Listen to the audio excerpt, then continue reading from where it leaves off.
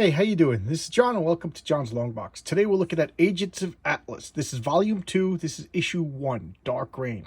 Now, I made a mistake when I grabbed this. It wasn't until I opened it up I realized that this was the second volume, but let's stick with it. I kind of want to talk about the concept of the comic, more about this particular comic itself.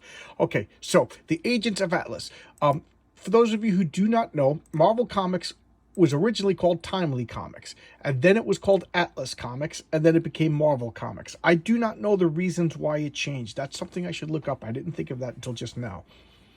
And when it was Atlas Comics, they had a whole bunch of characters. Like I talked before about Patsy Walker, Hellcat. Patsy Walker was like an Atlas Comics character, like Billy the Model and stuff. There was a lot of characters that, kind of came and went. Timely Comics, we had Captain America, and then the Human Torch, and then they went through the Atlas years, stuff like that. But there was other superheroes, namely the Human Robot, M11. How horrible is that name, the Human Robot? But the Human Robot was an Atlas character. This was Venus. Venus was originally the Roman goddess of love, and those of you know my love of Greek mythology, and Aphrodite. So this was supposed to be her, but when they brought her back, they said that Venus did walk the earth, but sometimes she's like a sea nymph who pretends to be Venus, and I forget, but she goes by another name. But so she's like a sea nymph who pretending to be Venus. That's a retcon because originally she was the goddess Venus, but I guess they for whatever reason they wanted to change it. It works. This is Jimmy Woo. Jimmy Woo was they kind of retcon. He was originally like an FBI agent, and I think he hung out with like Captain America, and he was correct me if I'm wrong, but I think he was one of Nick Fury's Howling Commandos, and then he became like one of the original members of Shield. But this, they said that he has like a whole secret backstory. He's like a descendant of Genghis Khan, and he set up like the Atlas Foundation and had different names, and they were like the Illuminati, whatever, kind of grand conspiracy rulers of the world kind of thing, And Jimmy Woo he debuted in the Marvel Cinematic Universe in the Ant-Man movie, where he was like a dummy. He was just like a schlep. I don't know, and he's supposed to be like he's one of the Howling Commandos, and then he became one of the founding members of Shield. He is Asian James Bond. There's no other way to describe him. So I don't know. They kind of they got like a goofy actor to play him or whatever. I picture him just like I can only say it the way I said it before. Asian James Bond. He is cool. He's a cool guy. He's totally competent. He's like contingency man. He's got plans upon plans upon plans. If him and Nick Fury get their minds together, you're defeated. Just give up.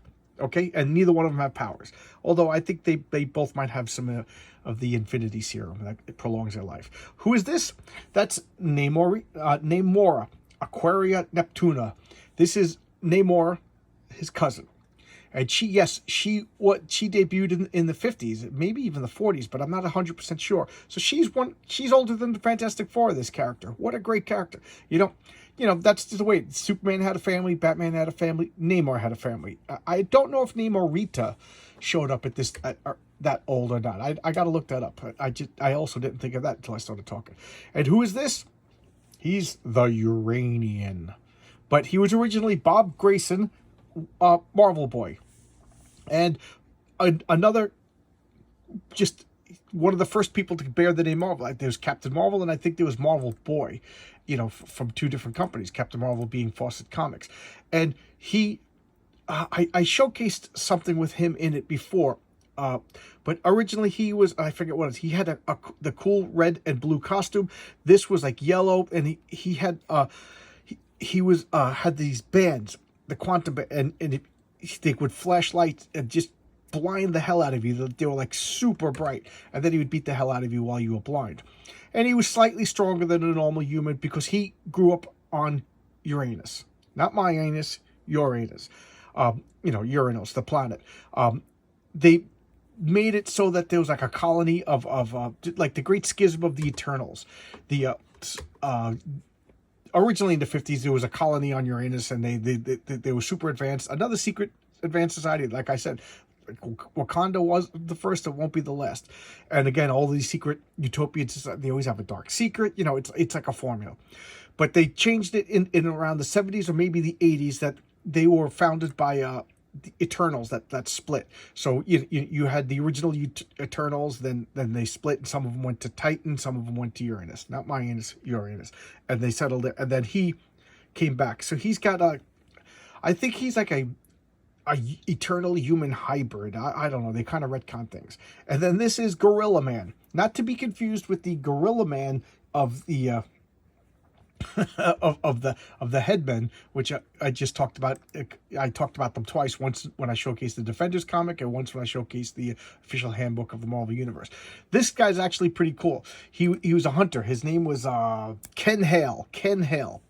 And Ken Hale went hunting, in Africa, and he found this like immortal gorilla, and he killed it. And what happened?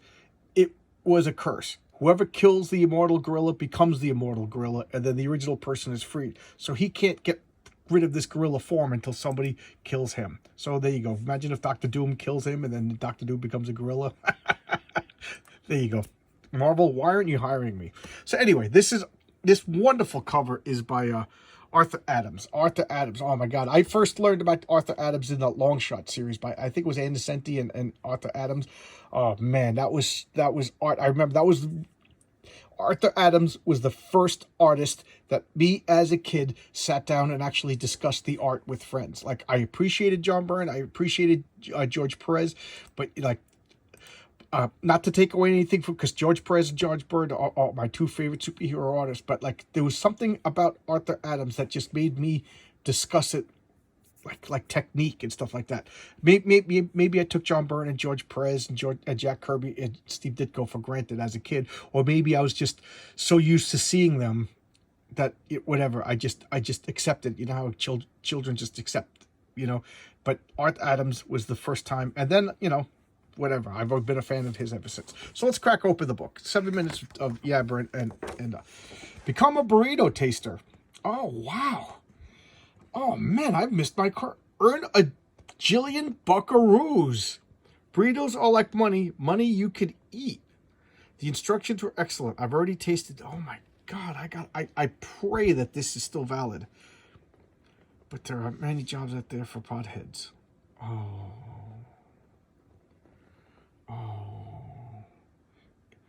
It's telling me I'm a loser because I'm a pothead. Oh. That just sucked all the wind out of my sails. All right, John, get back into it. I can't be a burrito tester. Oh, Gorilla Man, continuity catch-up. So what this is volume 2. So they're catching you up. Okay, that was all the goof about the Adams Oh, did I miss the indicia? Did I miss the credits? No, they'll probably have all that stuff when they do. So I'm not even talking about the like this comic. I was just talking about the concept. Look at this wonderful art. Because we're the agents of Atlas. Look, robot man, human robot is just coming, and it's no coincidence that he came out around the same time as the Day the Earth Stood Still with Gort and Klaatu, because that's the way they look, and I love the extended arm. Just a cool design. You see, the human robot in this story, in this comic, I love Agents of Atlas. There's a new series out I haven't looked at. I haven't picked up anything from Marvel from 2015 on. Except once in a while I'll pick up a back issue. But I haven't collected Marvel since 2015. But this is a perfect example of there are no bad characters, just bad writing. Because the human robot M11 is kind of hokey. Marvel Boy was kind of hokey, and man, the writers just hit the ground running and made a great thing. And at that note, let's take a look. First Contact. We got Jeff Parker, the writer. Unfortunately, I'm not too familiar with Jeff Parker other than this. I think he did the Hulk for a while too. So I don't know, but this Carlo, I'm gonna massacre his name. Carlo Pagulayan, wonderful, and Jason Paz inking, and even the colorist Jana Shermer and Blattbot needs Pixo's letters. Jeez, Art Adams and Guru the cover. All right, so. Great art team. This comic has great art, and I even like that even like I shouldn't say that diminishes it. I don't mean to diminish it nor disrespect. I Good coloring is coloring that you don't notice. It just enhances the art, and you're like, oh wow, that was, whatever. Like bad art and bad coloring you notice, but this coloring I really noticed how good it is. Like I love the sunrise or sundown in the background, the light over here. It just really good. Look at this Namor, just smashing and bashing. That's so cool. I know. I love all this. And again, I'm not even talking about the story.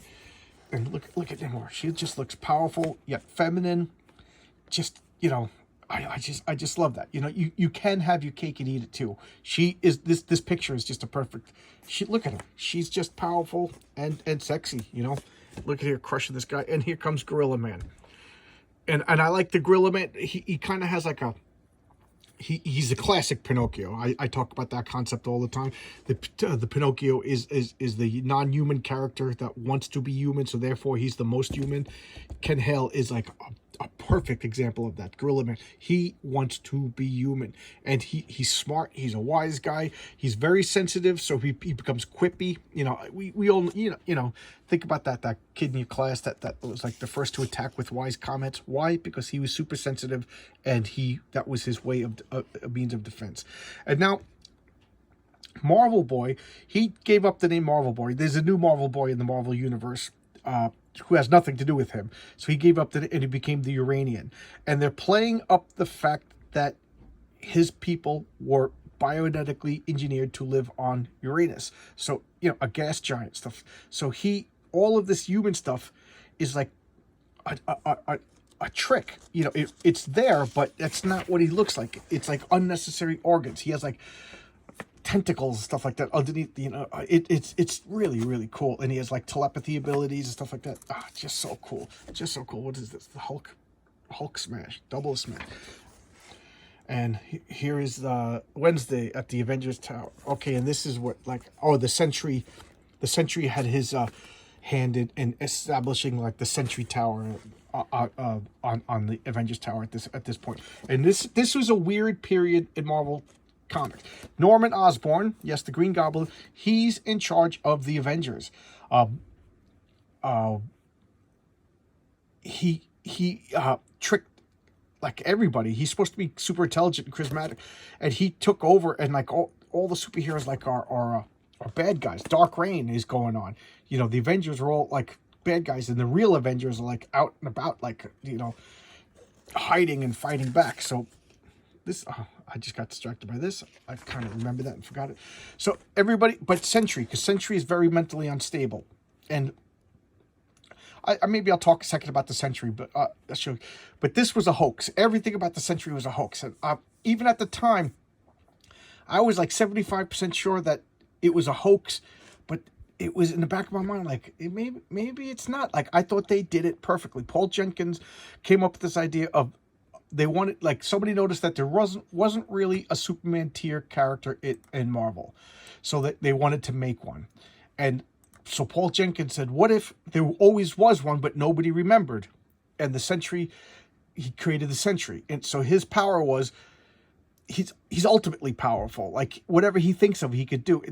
I think Warren Ellis or maybe Brian Bendis ended up saying that he has the same powers of the Molecule Man. He could control molecules. But he sends out like a field, and everybody forgets him. So he always existed, everybody, but did they really? Or is it just new memories inserted into people's heads? I'm still not sure. I thought it was brilliant. But here's the thing I really liked. Marvel put out these, Stan Lee at the time was like, oh yeah, I created a character called the Sentry. And they made up Sal Smek or Artie, whatever. They made up, like, they took the name of a letter and a color and mushed them together, so it sounded vaguely familiar, and so that he drew a couple sketches and stuff like that. So he always existed, and he was supposed to debut before the Fantastic Four, but something happened, and we misplaced the papers, but we found him. So here he is, the lost Marvel character. It was all a hoax. None of that stuff existed, and I thought it was brilliant. And then the story that followed up was he really part of Marvel's past? Is he supposed to be retroactive, or is this just his powers? Like, did he just develop suddenly, and his powers are making people think that it's different? I still don't know. And I thought it was brilliant. Brilliant concept. To me, this was the last great Marvel character that was created. And take that with a grain of salt because I'm a bitter old man. And here he is meeting Venus for the first time. And of course, Venus, the first thing, you know, here she is, all know, and she just shows up as a beautiful naked woman. You know, that would distract me, guys. Call me a pig, whatever you want. But if Venus was to show up in that outfit, I would be distracted. And here he is, you know, century, and then here she is, what she really looks like, and meeting Norman. And now Norman is going on a debriefing, and here we have the obligatory, you know, description of everybody. So here we have Robert Grayson, alias Marvel Boy. This is his glorious costume. I love that. I love that. What is it with the name Grayson? So many superheroes, you know, Dick Grayson, Bob Grayson. I know there's another one, but there must be a story behind that. And these are the bands. These ended up becoming the quantum bands that Quasar wields. And here we have Ken Hale, Gorilla Man. You know, just look at that. Just jumping in, guns a-blazing. M11, the human robot. And here's Venus just seducing everybody. And, you know, and Namora. And here we have, I guess when they were in the Champions, or I don't know why, that looks like the Champions. And then, you know, Norman's just going through everything. Here we got Iron Man. That's a cool ad. And here we got Iron Man. They lost. They won. Yep. Norman Osborn took Iron Man's armor, and what did he become? The Iron Patriot. That's right, the Iron Patriot. So here they are talking about it, everything, and, you know, getting plans together and finding out Norman's secret agendas. You know, now she's just like talking to Norman. What is she doing? Taking off the restrictive clothes and becoming sexy and seductive. And there's Jimmy Woo, just being cool. He is cool. Look at him. Look at him. Look at that guy. He's cool. All right, you can't not make him cool. Oh, yes, you can. You could put him in the Ant-Man movie and have a dumbass play him. A dunkus. I just made up a new word. Black Panther. Will the Dora Milaje, or the Dora Milaje, the new Black Panthers? I don't even remember the story, but oh yeah. So now they're going out. Look at, it's definitely the day the Earth stood still. Here's the flying saucer that Bob Grayson uses, and now he has, you know, the human robot that looks like Gort, and they're flying to Asia, and they're seeing Atlas headquarters, and this is where they're like revealing that it's been around for like a millennia. It's a secret society, you know.